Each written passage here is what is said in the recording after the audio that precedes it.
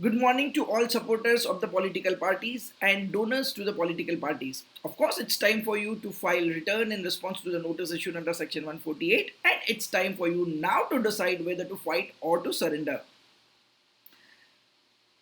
Let me share a good news with you.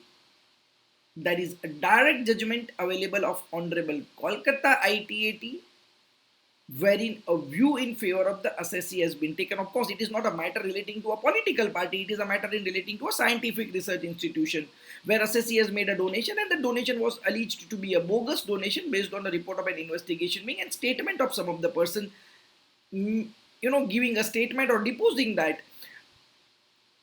the commission the donation was a bogus donation and it was being returned against in exchange of certain amount of commission. It was held that number A, AO only relied on the report of an investigation and did not make any independent inquiry.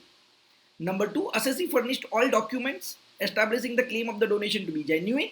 And number three, the assessee was not given an opportunity to cross-examine the concerned person making a statement, and hence only taking a view against assessee relying on the report of an investigation wing will not be sufficient to hold anything against an assessee.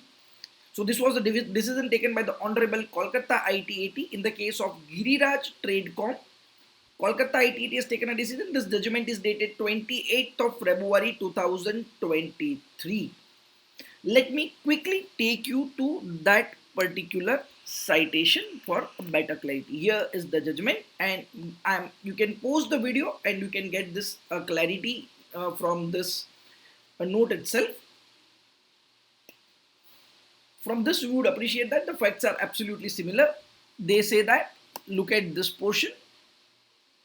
Based on the report of the investigation wing, assessing officer disallowed the state direction on the premises that the trust and societies were engaged in providing entries towards bogus donation to beneficiaries in exchange of the commission income. You also noted that donation made to this trust institutions were found to be transferred by them in the name of the shell companies and paper concerns. So exactly the same allegation somewhere we can see in our cases as well. And finally, what was held that once assessee has made payment to this trust societies, it was neither authorized or required to check end use of the funds by these organizations. They were independent in their own accord, held, and then they have said that in view of the aforesaid facts, assessee was entitled to deduction under section 35(1)(3).